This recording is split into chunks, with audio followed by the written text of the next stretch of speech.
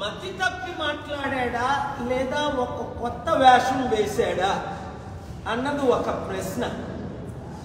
నిన్నేమన్నాడు? నేను రాజకీయాలకి దూరంగా ఉంటున్నాను, ఇంకా లైఫ్లో ఏ పార్టీలో ఉండను. మొన్నేమన్నాడు? ప్రజారాజ్యమే జనసేనగా ఆవిర్భవించింది. అటుకొన్నేమన్నాడు? నేను బ్రతికున్నంత వరకు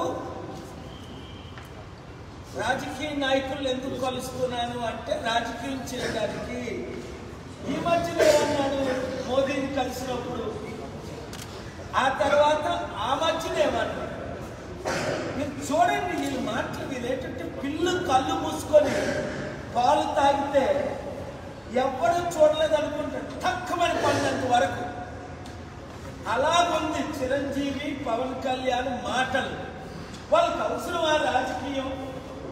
ప్రజారాజ్యం పెట్టినప్పుడే 2008లో అన్నాను, ఇది కాంగ్రెస్ బి పార్టీ, ప్రజారాజ్యం కాంగ్రెస్ లో చేర్చేస్తారు, మనందరినీ మోసం చేస్తారు అన్నాను. కాపులు బీసీలు 90% నమ్మి ఆయనకి 18% ఓట్లు వేశారు. నమ్మని మూర్ఖులు వేశారు. 2011లో ప్రజారాజ్యం హోల్సేల్గా Pawan Kalyan youth president, Chiranjeevi president, Allu Aravind, ఈ నాగబాబు ప్యాకేజ్ స్టార్లు అందరూ కాంగ్రెస్ లో కలిసిపోయారు. అప్పుడు కాంగ్రెస్ అధికారంలో ఉంటే అప్పుడే నేనేం చెప్పాను, మరలా పవన్ కళ్యాణ్ పార్టీ పెట్టినప్పుడు పవన్ కళ్యాణ్ చిరంజీవి వీళ్ళంతా బీజేపీలో చేరుతారు, అధికారంలోకి వస్తే బీజేపీకి ప్యాకేజీలుగా అమ్మేస్తారు అన్నానా లేదా? ఒకసారి కాదు, 100 సార్లు కాదు, రోజు అంటున్నాను. ఏమైంది? మాయావతి కాళ్ళ మీద విశాఖపట్నంలో పవన్ కళ్యాణ్ పడినప్పుడే, మోదీని తిట్టినప్పుడే మా చంద్రబాబు నాయుడు గారు ఎలా నమ్మారో అది నాకు విచారం ఉంది. రాజకీయ అనుభవం ఉన్న చంద్రబాబు నాయుడు గారు పవన్ కళ్యాణ్ డ్రామాలో మోసపోయారా?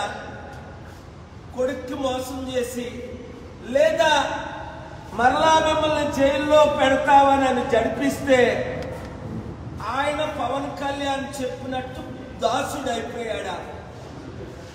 ఇది మాత్రం నాకు క్లారిటీ లేదు.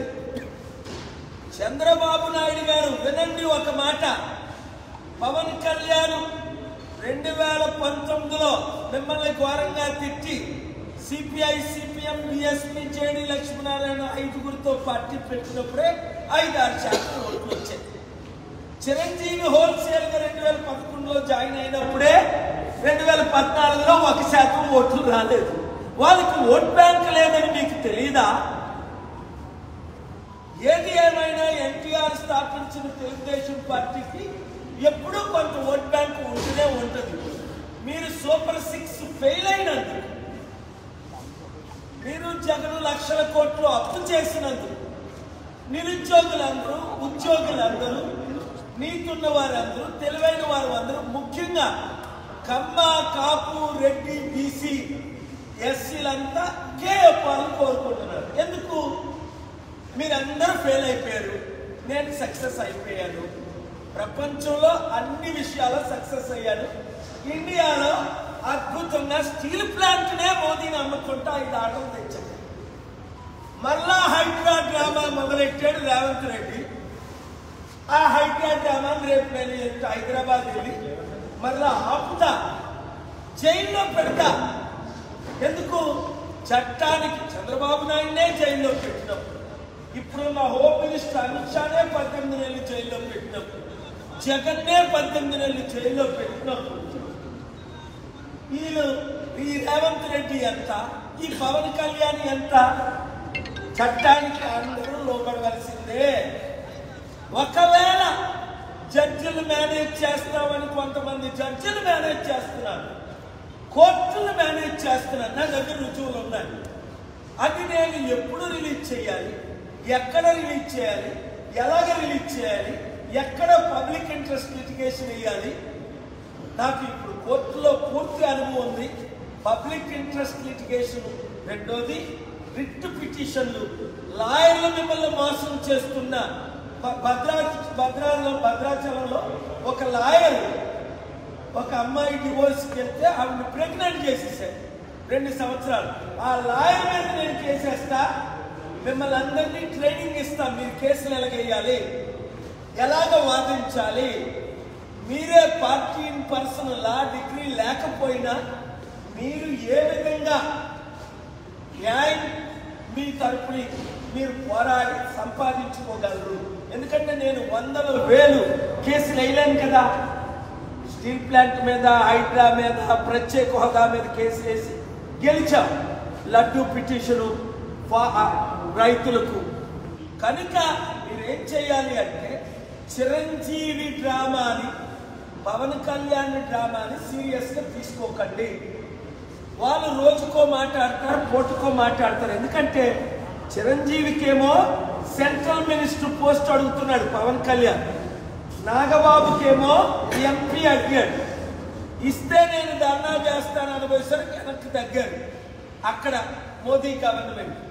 ఇప్పుడు చిరంజీవికి మరలా సెంట్రల్ మినిస్టర్ పోస్ట్ ఇస్తే హోల్సేల్గా దేశమంతా ఈరోజు పవన్ కళ్యాణ్ మరలా సనాతన ధర్మం మీద టూర్ మొదలు పెట్టాడు. పవన్ కళ్యాణ్, నువ్వు సనాతన ధర్మం టూర్ చేసే ముందు ఒకటి ఆలోచించు. పైన దేవుడు ఉన్నాడు, దేవుడి తీర్పు నీ మీదకి వస్తుంది. నీ భార్య ఇంట్లో ఏడుస్తుంది, ఆవిడ నువ్వు ఫోర్స్ చేసి రిలీజియస్ కన్వర్షన్ చేయించొద్దు. ఆవిడ క్రిస్టియన్, నువ్వు బాప్తిజం తీసుకున్నావు, నీ పిల్లలు క్రిస్టియన్. ఓకే, నేను ఎవరిని మతం మార్చను. మరి నువ్వే కదా మతం మార్చుకున్నావు, నువ్వే కదా బాప్తిజం తీసుకున్నావు జోర్డన్లో. మరలా నువ్వు ఎప్పుడు హిందువు అయ్యావు? సరికదా, సౌత్ ఇండియా అంతా తిరుగుతానంటే నీకు ఎవరు, నీ మాట ఎవడేంటాడు? ఒక ఉప ముఖ్యమంత్రిగా ఏదో ప్రోటోకాల్ ఇచ్చి బీజేపీ నాయకుడికి ఇంకొకటి దొరకలేదు కనుక ఆ శర్మిలాని కలమన్నారు. శర్మిలా నో అన్నారు. 100 మంది నాయకులు కలమన్నారు. బీజేపీకి ఎవడు కలుస్తాడు? అందరూ నో అన్నారు. బొత్స సత్యనారాయణ కలమన్నారు, నో అన్నారు. నాదేళ్ల మనోహర్ని కలమన్నారు, నో అన్నారు.